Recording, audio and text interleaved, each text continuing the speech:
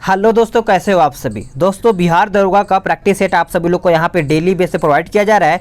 अभी क्या है कि आप सभी लोग का मार्क्समैन का एक सेट स्टार्ट किया गया है। इसमें आपका 2 प्रैक्टिस सेट ऑलरेडी अपलोड कर दिया गया है। इसमें आपको पता ही होगा 100 प्रैक्टिस सेट दिया गया है इस बुक में। तो अगर आप सभी लोग बोलेंगे तो मैं आप सभी लोग को 2 प्रैक्टिस सेट प्रोवाइड कराऊंगा। वैसे तो आप सभी लोग कमेंट कर ही रहे हैं कि सर 2 प्रैक्टिस सेट प्रोवाइड कीजिए ताकि ये जो बुक है जल्दी ख़त्म हो जाए। आप सभी लोग का बात सही है, मैं कोशिश करूंगा 2 सेट प्रोवाइड कराने का, लेकिन आप सभी लोग को सपोर्ट करना पड़ेगा। देखिए, मैं आप सभी लोग को पता ही होगा वीडियो बनाने में मेहनत लगता है। आप सभी लोग को पता है कि 25 मिनट का आपको वीडियो मिल जाता है, आप सभी लोग आराम से देख लेते हैं। लेकिन वीडियो बनाने में कलेक्ट करना पड़ता है, वीडियो बनाना पड़ता है, फिर अपलोड करना पड़ता है, तभी आपको यहाँ पर वीडियो मिलता है।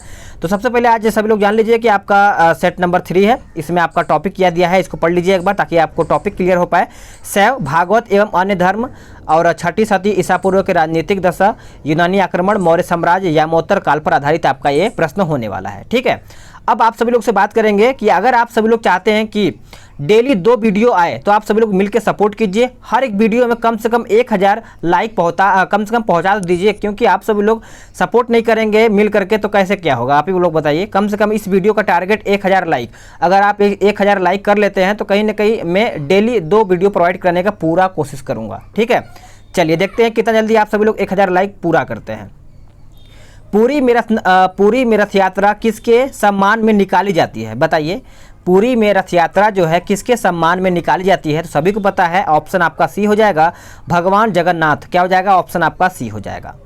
अगला प्रश्न है कि नासिक में कुंभ मेला निम्न में से किस एक नदी के तट पर लगता है। आंसर क्या हो जाएगा, तो आपका ऑप्शन डी हो जाएगा, गोदावरी नदी। क्या हो जाएगा, गोदावरी नदी। आगे आते हैं, अगला प्रश्न देखते हैं कि उज्जैन का प्राचीन काल में नाम क्या था। उज्जैन का प्राचीन काल में नाम क्या था, बताइए। तो आपका यहाँ पे उत्तर सी हो जाएगा, अवंतिका। क्या हो जाएगा, अवंतिका। अगला प्रश्न है कि पाटलिपुत्र के संस्थापक कौन थे। पाटलिपुत्र के संस्थापक कौन थे, तो आंसर आपका ए हो जाएगा, उदयन। क्या हो जाएगा, उदयन आपका सही आंसर हो जाएगा। पाटलिपुत्र को किस शासक ने सर्वप्रथम अपनी राजधानी बनाया था। आंसर हो जाएगा ऑप्शन ए, चंद्रगुप्त मौर्य। याद रखेंगे सभी लोग, 5वें का आपका सही आंसर ए हो जाएगा। अब आते हैं क्वेश्चन नंबर 6 पे। कहता है निम्नलिखित में से किस राजा ने पाटलिपुत्र बसाया था। निम्नलिखित में से किस राजा ने पाटलिपुत्र बसाया था, तो इसका आंसर आपका यहाँ पे डी हो जाएगा, उदयन। क्या हो जाएगा, उदयन सही आंसर हो जाएगा। आगे आते हैं 7वें पर, देखता है कि उदयन वासवदत्ता की दंत कथा संबंधित है किससे। उदयन वासवदत्ता की दंत कथा जो है किससे संबंधित है, तो इसका आंसर आपका ये हो जाएगा, उज्जैन से। कहाँ से, उज्जैन से। चलिए आगे देखते हैं। अगला प्रश्न है कि प्रथम मगध साम्राज्य का उत्कर्ष यानी उत्कर्ष किस शताब्दी में हुआ था। तो ये आपका हुआ था ईसा पूर्व 6वीं शताब्दी, यानी ऑप्शन आपका यहाँ पे बी सही आंसर हो जाएगा। कमेंट करके बताइएगा कि आप सभी लोग 100 में से कितना प्रश्न अभी तक कर पा रहे हैं। ठीक है, प्रारंभिक गणतंत्र में कौन सा नहीं है। प्रारंभिक गणतंत्र में कौन सा नहीं था, ये पूछा गया है। तो आपका ऑप्शन सी हो जाएगा, यानी योधे। क्या हो जाएगा, योधे। अगला प्रश्न है कि विश्व का पहला गणतंत्र वैशाली में किसके द्वारा स्थापित किया गया था। किसके द्वारा स्थापित किया गया था, तो सही आंसर आपका ऑप्शन डी हो जाएगा, लिच्छवी। क्या हो जाएगा, लिच्छवी आपका सही आंसर हो जाएगा। अगला प्रश्न है कि ईसा पूर्व 6ठी सदी में विश्व की प्रथम गणतंत्रात्मक व्यवस्था कहाँ से थी। कहाँ से थी, तो आपका उत्तर ए हो जाएगा, वैशाली। क्या हो जाएगा, वैशाली। आप सब लोग इसको अच्छे से नोट कर लीजिएगा। अगला प्रश्न है कि 6ठी शताब्दी ईसा पूर्व के 16 महाजनपदों के विषय में निम्नलिखित में से किस बौद्ध ग्रंथ में सूचना मिलती है, बताइए। इसका आंसर क्या होगा, तो देखिए इसका आंसर आप सभी लोग को याद रखना पड़ेगा। ऑप्शन आपका डी हो जाएगा, अंगुत्तर निकाय। याद रखेंगे सभी लोग, अंगुत्तर निकाय आपका यहाँ पे सही आंसर हो जाएगा। महाभारत के अनुसार उत्तरी पांचाल की राजधानी स्थित थी कहाँ में।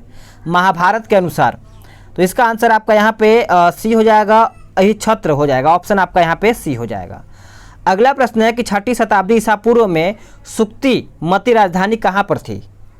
सुक्तिमती राजधानी थी कहाँ की, तो इसका आंसर आप सभी लोग याद रखेंगे, चेदी हो जाएगा। क्या हो जाएगा, चेदी की। अगला प्रश्न है कि गोदावरी नदी के तट पर स्थित महाजनपद था। गोदावरी नदी के तट पर स्थित महाजनपद था, तो इसका आंसर आप सभी लोग याद रखेंगे। 15 का ऑप्शन आपका सी हो जाएगा, अशक। क्या हो जाएगा, अशक हो जाएगा। मगध की राजधानी कौन सी थी, बताइए। मगध की जो राजधानी थी सभी को पता ही होगा। ऑप्शन आपका क्या हो जाएगा, ऑप्शन सी हो जाएगा, गिरिव्रज या फिर राजगिरी कहते हैं। ऑप्शन आपका सी हो जाएगा। अगला प्रश्न है कि निम्नलिखित में से कौन एक मगध साम्राज्य की राजधानी नहीं रहा। तो 17 का ऑप्शन आपका यहाँ पे डी हो जाएगा, कौशाम्बी। क्या हो जाएगा? कौशाम्बी आपका सही आंसर हो जाएगा। अगला प्रश्न है कि प्राचीन श्रावस्ती का नगर विन्यास किस आकृति का है। इसका आंसर क्या होगा? तो देखिए इसका आंसर आपका यहाँ पे बी हो जाएगा, अर्ध चंद्राकार हो जाएगा, अर्ध चंद्राकार। एक एक प्रश्न को सभी को देखना है, स्किप नहीं करना है, क्योंकि अगर आप सभी लोग स्किप करते हैं तो कहीं ना कहीं आपका टॉपिक क्लियर नहीं हो पाएगा। मगध के किस प्रारंभिक शासक ने राज्यारोहण के लिए अपने पिता की हत्या की एवं स्वयं इसी कारणवश अपने पुत्र द्वारा मारा गया था? तो इसका आंसर आपका अजातशत्रु हो जाएगा, ऑप्शन आपका यहाँ पे बी हो जाएगा। अगला प्रश्न है कि नंद वंश के पश्चात मगध पर किस राजवंश ने शासक किया था? तो करेक्ट आंसर आपका यहाँ पे ए हो जाएगा, मौर्य वंश। क्या हो जाएगा? मौर्य वंश। चलिए आगे देखते हैं। अगला प्रश्न है कि गौतम बुद्ध के समय का प्रसिद्ध वैद्य जीवक किसके दरबार से संबंधित था? आंसर हो जाएगा ऑप्शन ए, बिंबिसार। क्या हो जाएगा? बिंबिसार आपका यहाँ पे सही आंसर हो जाएगा। चलिए आगे देखते हैं। अगला प्रश्न है कि यूनानी आक्रमण से संबंधित है कि सिकंदर के हमले के समय उत्तर भारत पर निम्नलिखित राजवंशों में से किस एक का शासन था? किस एक का शासन था? बताइए क्या होगा इसका आंसर? तो इसका आंसर आप सभी लोग याद रखेंगे, ऑप्शन आपका ए हो जाएगा, नंद। क्या हो जाएगा? नंद आपका सही आंसर हो जाएगा। आगे देखते हैं कि निम्नलिखित में से मगध का कौन सा राजा सिकंदर महान के समकालीन था? ऑप्शन देख लीजिए, ऑप्शन आपका यहाँ पे दिया गया है। चलिए इसको थोड़ा छोटा कर लेते हैं ताकि आपको अच्छे से दिख पाए। इसका आंसर बताइएगा। तो देखिए इसका आंसर आपका यहाँ पे बी हो जाएगा, घनानंद। क्या हो जाएगा? घनानंद आपका यहाँ पे सही आंसर हो जाएगा। अगला प्रश्न है कि प्रथम भारतीय साम्राज्य स्थापित किया गया था। बताइए प्रथम भारतीय साम्राज्य स्थापित किया गया था। तो 24 का सही आंसर देखा जाए तो आपका यहाँ पे ऑप्शन सी हो जाएगा, चंद्रगुप्त मौर्य द्वारा। किसके द्वारा? चंद्रगुप्त मौर्य के द्वारा। अगला प्रश्न है कि जिसने ग्रंथ में चंद्रगुप्त मौर्य का विशिष्ट रूप से वर्णन हुआ था वह आपका पूछा गया, कौन सा है? तो 25 का सही आंसर देखा जाए तो आपका सी हो जाएगा, विशाखा दत्त। क्या हो जाएगा? विशाखा दत्त आपका सही आंसर हो जाएगा। अगला प्रश्न है कि सैंडोकोट्स से चंद्रगुप्त मौर्य की पहचान किसने किया था? तो 26 का सही आंसर देखा जाए तो आपका ए हो जाएगा, विलियम जोन्स। क्या हो जाएगा? विलियम जोन्स आपका सही आंसर हो जाएगा। अगला प्रश्न है कि निम्न में से किसने सैंडोकोट्स यानी चंद्रगुप्त मौर्य और सिकंदर महान की भेंट का उल्लेख किया है? आंसर याद रखेंगे सभी लोग, आपका ऑप्शन बी हो जाएगा, जस्टिन। क्या हो जाएगा? जस्टिन। अगला प्रश्न है कौटिल्य प्रधानमंत्री थे कहाँ के? कौटिल्य प्रधानमंत्री कहाँ के थे? तो इसका आंसर आप सभी को पता होना चाहिए, ऑप्शन सी हो जाएगा, चंद्रगुप्त मौर्य के। कहाँ का? चंद्रगुप्त मौर्य का। चलिए आगे देखते हैं अगला प्रश्न क्या है। अगला प्रश्न है कि चाणक्य अपने बचपन में किस नाम से जाने जाते थे? तो चाणक्य जो थे वो अपने बचपन के नाम से विष्णुगुप्त के नाम से जाने जाते थे, ऑप्शन आपका सी हो जाएगा, विष्णुगुप्त चाणक्य। और एक नाम उनका था ना, कौटिल्य का अर्थशास्त्र है। बताइए कौटिल्य का अर्थशास्त्र बताइएगा। तो इसका आंसर आपका डी हो जाएगा, शासन के सिद्धांतों की पुस्तक। अगला प्रश्न है कौटिल्य के अर्थशास्त्र में किस पहलू पर प्रकाश डाला गया है? तो आंसर आपका यहाँ पे बी हो जाएगा, राजनीतिक नीतियाँ। याद रखेंगे सभी लोग, राजनीतिक नीतियाँ आपका सही आंसर हो जाएगा। निम्नांकित में से किसकी तुलना मैकियावेली के प्रिंस से की जा सकती है? 32 का सही आंसर देखा है तो आपका यहाँ पे बी हो जाएगा, कौटिल्य का अर्थशास्त्र। याद रखेंगे सभी लोग, कौटिल्य का अर्थशास्त्र हो जाएगा। अगला प्रश्न है कि पाटलिपुत्र में स्थित चंद्रगुप्त का महल मुख्यतः बना था कहाँ? बना था किसका? तो ये आपका प्रश्न पूछा गया है, तो आपका ऑप्शन सी हो जाएगा, लकड़ी का। कहाँ का? किसका? तो लकड़ी का। अगला प्रश्न है किस प्राचीन नगर के अवशेष कुम्हरार स्थल से प्राप्त हुए हैं? तो इसका आंसर आप सभी लोग याद रखेंगे, ऑप्शन आपका बी हो जाएगा, पाटलिपुत्र। क्या हो जाएगा? पाटलिपुत्र। अगला प्रश्न है कि बुलंदी बाग प्राचीन स्थान था किसका? सही आंसर क्या हो जाएगा? ऑप्शन आपका बी हो जाएगा, पाटलिपुत्र का। अगला प्रश्न है कि निम्नलिखित में से किस मौर्य राजा ने दक्कन की विजय प्राप्त की थी? दक्कन की विजय प्राप्त की थी। आंसर हो जाएगा ऑप्शन बी, चंद्रगुप्त हो जाएगा, बी राइट आंसर यहाँ पे हो जाएगा। नेक्स्ट क्वेश्चन है क्वेश्चन नंबर 37, कहता है कि मालवा, गुजरात एवं महाराष्ट्र किस शासक ने पहली बार जीता है? तो आंसर आपका यहाँ पे डी हो जाएगा, चंद्रगुप्त मौर्य। याद रखेंगे, एक एक क्वेश्चन आपको देखना है, सभी प्रश्न आपके लिए महत्वपूर्ण बन जाता है। अभिलेख जिससे यह प्रमाणित होता है कि चंद्रगुप्त का प्रभाव पश्चिम भारत पर था, यह है। तो आंसर आपका सी हो जाएगा, रुद्रदामन का जूनागढ़ शिलालेख हो जाएगा। ऑप्शन आपका 38 का, एक सेकेंड 38 है ना, हाँ 38 का सी हो जाएगा। आगे आते हैं, कहते हैं गुजरात चंद्रगुप्त मौर्य के साम्राज्य में सम्मिलित था, यह प्रमाणित होता है, यह प्रमाणित होता है। तो आपका ऑप्शन बी हो जाएगा, रुद्रदामन के जूनागढ़ शिलालेख से, यानी ऑप्शन आपका बी हो जाएगा। अगला प्रश्न है कि सेल्यूकस जिनको अलेक्जेंडर द्वारा सिंध एवं अफगानिस्तान का प्रशासन नियुक्त किया गया, जो नियुक्त किया गया था, किस भारतीय राजा ने हराया था? तो इसका आंसर आपका चंद्रगुप्त हो जाएगा। ऑप्शन आपका यहाँ पे डी सही आंसर हो जाएगा। अगला प्रश्न है किसने सहिष्णुता, उदारता और करुणा के त्रिविध आधार पर राज्य धर्म की स्थापना किया है? तो इस प्रकार से इसका आंसर आपका ए हो जाएगा, अशोक। क्या हो जाएगा? अशोक सही आंसर हो जाएगा। निम्न में से कौन सा क्षेत्र अशोक के साम्राज्य में सम्मिलित नहीं था? सम्मिलित नहीं था। तो आंसर आपका 42 का सी हो जाएगा, श्रीलंका। याद रखेंगे, श्रीलंका हो जाएगा। अशोक ने बौद्ध होते हुए भी हिंदू धर्म में आस्था नहीं छोड़ी, इसका प्रमाण क्या था? बहुत ही महत्वपूर्ण प्रश्न है। तो इसका आंसर आपका ऑप्शन सी हो जाएगा, देव नाम प्रिय की उपाधि। ऑप्शन आपका यहाँ पे 43 का सी हो जाएगा। अगला प्रश्न है कि अशोक के शासनकाल में बौद्ध सभा किस नगर में आयोजित की गई थी?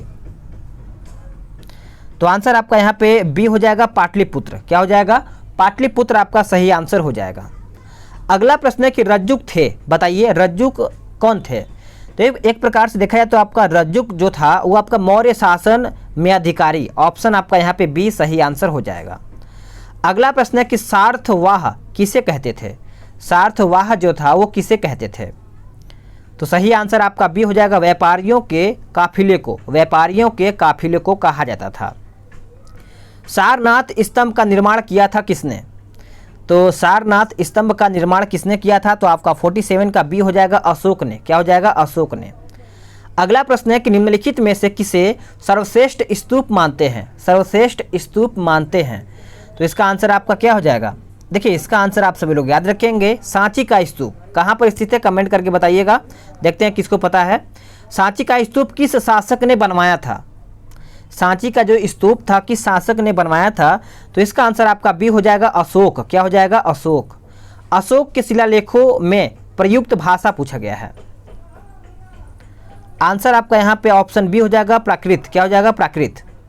अगला प्रश्न है कि निम्नांकित में से कौन सा अशोक कालीन अभिलेख खरोष्टी लिपि में है?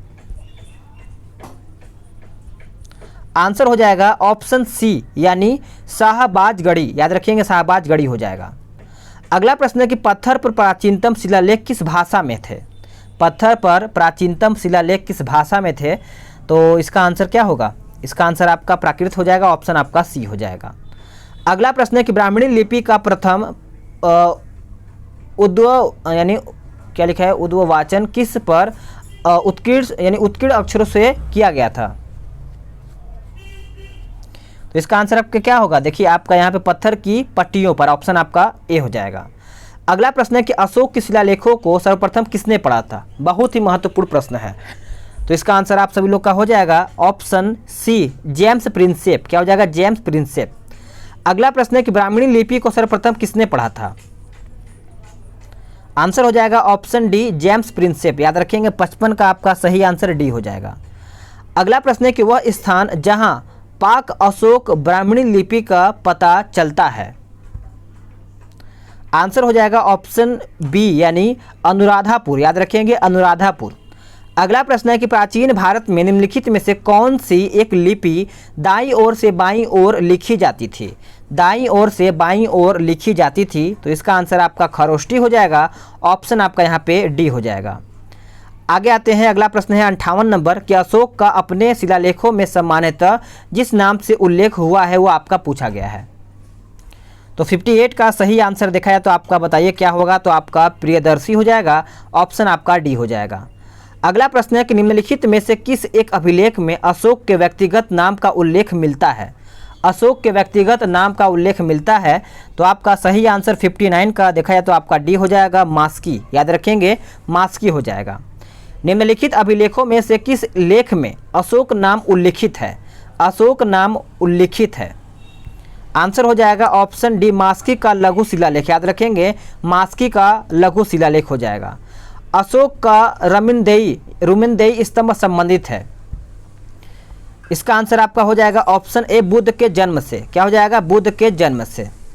अगला प्रश्न है कि गुर्जरा लघु शिलालेख जिसमें अशोक का नामोल्लेख किया गया है वो कहाँ पर स्थित है? बताइएगा, इसका आंसर क्या होगा? तो इसका आंसर आपका 62 का देखा है तो आपका सही आंसर बी हो जाएगा, मध्य प्रदेश के दतिया जिले में। याद रखेंगे, मध्य प्रदेश के दतिया जिले में। अगला प्रश्न क्या है? केवल वह स्तंभ जिसमें अशोक ने स्वयं को मगध का साम्राज्य या फिर सम्राट बताया था, मगध का सम्राट बताया था। तो इसका आंसर देखा है तो आपका 63 का सही आंसर आपका हो जाएगा ऑप्शन डी, यानी भाब्रू स्तंभ। कालसी प्रसिद्ध है, बताइए, कालसी प्रसिद्ध है। आंसर हो जाएगा ऑप्शन सी, अशोक के शिलालेख के कारण। याद रखेंगे, अशोक के शिलालेख के कारण। अगला प्रश्न है कि उत्तराखंड में सम्राट अशोक की शिलालेखों की एक प्रति कहाँ मिलती थी? आंसर हो जाएगा ऑप्शन डी, कालसी। याद रखेंगे सभी लोग, कालसी सही आंसर हो जाएगा। कलिंग युद्ध की विजय तथा क्षतियों का वर्णन अशोक के किस शिलालेख में है? तो आंसर आपका यहाँ पे डी हो जाएगा, शिलालेख। आप याद रखेंगे, ऑप्शन आपका यहाँ पे डी हो जाएगा।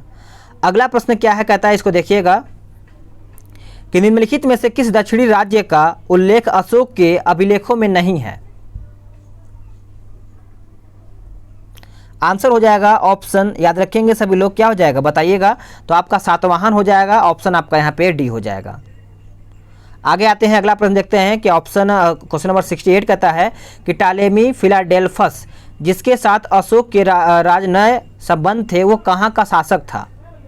बताइए, वो कहाँ का शासक था? तो आपका ऑप्शन बी हो जाएगा, मिस्र का। कहाँ का? मिस्र का। अशोक का समकालीन तुर्मय कहाँ का राजा था? कहाँ का राजा था? तो इसका आंसर आपका ये हो जाएगा, मिस्र का। याद रखेंगे सभी लोग, मिस्र हो जाएगा। अगला प्रश्न है कि निम्नलिखित में से किस राजवंश के शासकों से सुदूर देशों जैसे सीरिया एवं मिस्र के साथ राजकीय संबंध थे? आंसर हो जाएगा ऑप्शन सी, मौर्य। क्या हो जाएगा? मौर्य। अगला प्रश्न है कि प्रसिद्ध यूनानी राजदूत मेगास्थनीज भारत में किसके दरबार में आए थे? किसके दरबार में आए थे? तो आंसर आपका ऑप्शन सी हो जाएगा, चंद्रगुप्त मौर्य। याद रखेंगे सभी लोग, चंद्रगुप्त मौर्य आपका सही आंसर हो जाएगा। मेगास्थनीज ने भारतीय समाज को कितनी श्रेणियों में विभाजित किया था? आंसर हो जाएगा 72 का ऑप्शन डी, 7। क्या हो जाएगा? 7। अगला प्रश्न है कि मौर्य समाज का विभाजन 7 वर्गों में विशेष तौर पर उल्लिखित है। विशेष तौर पर उल्लिखित है। तो सही आंसर आपका यहाँ पे डी हो जाएगा, मेगास्थनीज की इंडिका। याद रखिएगा, ऑप्शन आपका डी हो जाएगा। वह स्रोत जिसमें पाटलिपुत्र के प्रशासन का वर्णन उपलब्ध है वो आपका पूछा गया है। तो 74 का ऑप्शन आपका सी हो जाएगा, इंडिका। याद रखेंगे सभी लोग, ऑप्शन आपका सी हो जाएगा। 75 देखते हैं कि निम्नलिखित में से कौन स्रोत मौर्य के नगर प्रशासन का विस्तृत विवरण प्रस्तुत करता है? बताइए, आंसर क्या होगा? तो 75 का ऑप्शन आपका बी हो जाएगा, मेगास्थनीज की इंडिका। याद रखेंगे, बी आपका उत्तर हो जाएगा। मेगास्थनीज की पुस्तक का नाम क्या है? आंसर आपका 76 का ऑप्शन डी हो जाएगा, इंडिका। देखिए, एक ही प्रश्न कई प्रकार से बदल के पूछा जाता है ताकि आपको कंफ्यूज किया जा सके, इसीलिए मैं आपको कर रहा हूँ, रिवीजन कीजिए ताकि आप एग्जाम में कंफ्यूज ना हो पाए। भाग एवं बलि थे। आंसर हो जाएगा 77 का ऑप्शन बी, राजस्व के स्रोत। याद रखेंगे, राजस्व के स्रोत आपका सही उत्तर हो जाएगा। अगला प्रश्न है कि मौर्य काल में भूमि कर जो कि राज्य की आय का मुख्य स्रोत था किस अधिकारी द्वारा एकत्रित किया जाता था? तो 78 का आंसर आपका यहाँ पे सी हो जाएगा, सीताध्यक्ष हो जाएगा। ऑप्शन आपका सी हो जाएगा। मौर्य मंत्रिपरिषद में निम्न में से कौन राजस्व इकट्ठा करने से संबंधित था? तो 79 का सही आंसर देखा है तो आपका ऑप्शन ए हो जाएगा, यानी समाहर्ता। याद रखेंगे, समाहर्ता आपका सही आंसर हो जाएगा। निम्नलिखित में से कौन मौर्य युगीन अधिकारी तौल मान का प्रभारी था? आंसर हो जाएगा ऑप्शन ए, यानी पोतवाध्यक्ष। याद रखिएगा, ऑप्शन आपका ए हो जाएगा। आगे आते हैं, अगला प्रश्न देखते हैं कि मौर्य काल में शिक्षा का सर्वाधिक प्रसिद्ध केंद्र कहाँ पर था। तो शिक्षा का सर्वाधिक पूछा गया है, तो 81 का ऑप्शन आपका सी हो जाएगा, तक्षशिला। क्या हो जाएगा, तक्षशिला। अगला प्रश्न है कि गांवों के शासन को स्वायत्त शासी पंचायतों के माध्यम से संचालित करने की व्यवस्था का सूत्रपात किसने किया था।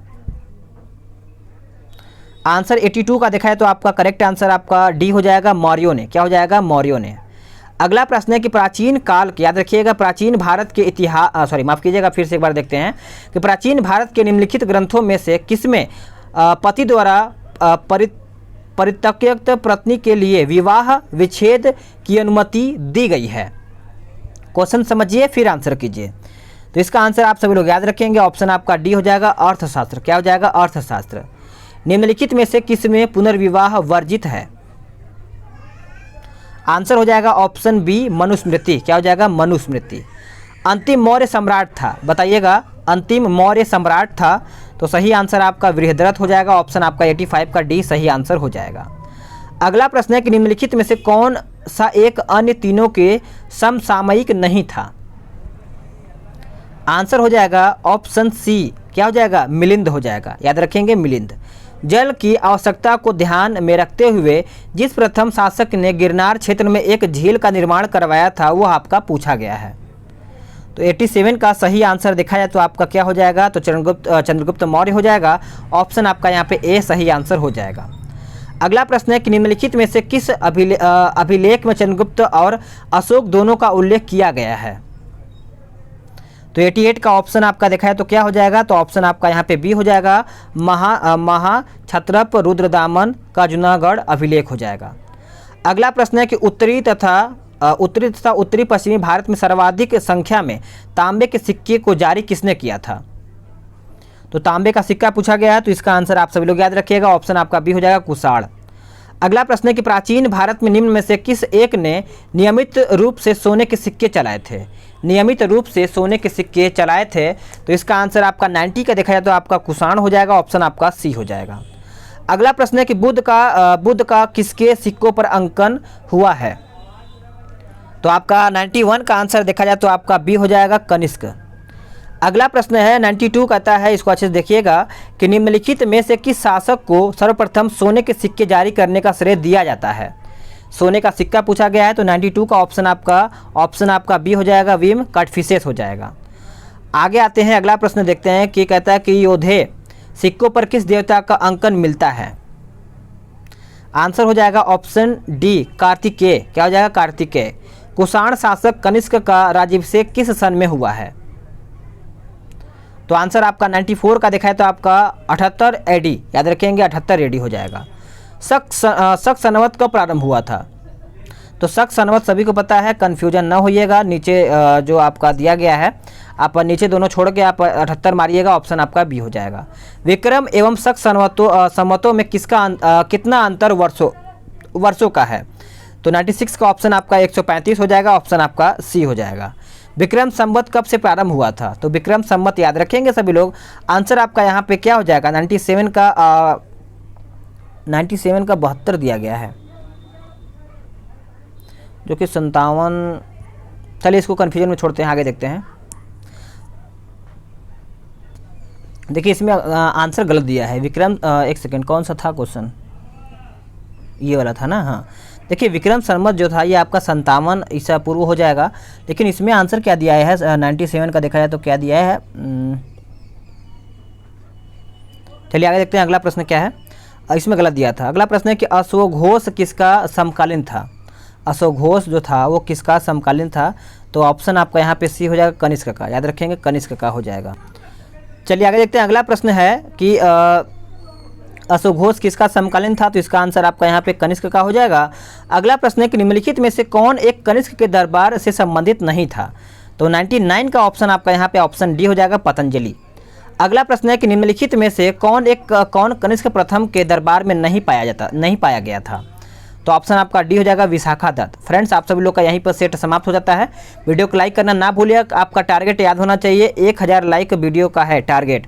जितना जल्दी कंप्लीट करेंगे उतना जल्दी मैं डेली बेस पे 2 वीडियो प्रोवाइड कराऊंगा। मिलते हैं एक नई वीडियो में, आज के लिए इतना ही। जय हिंद, वंदे मातरम।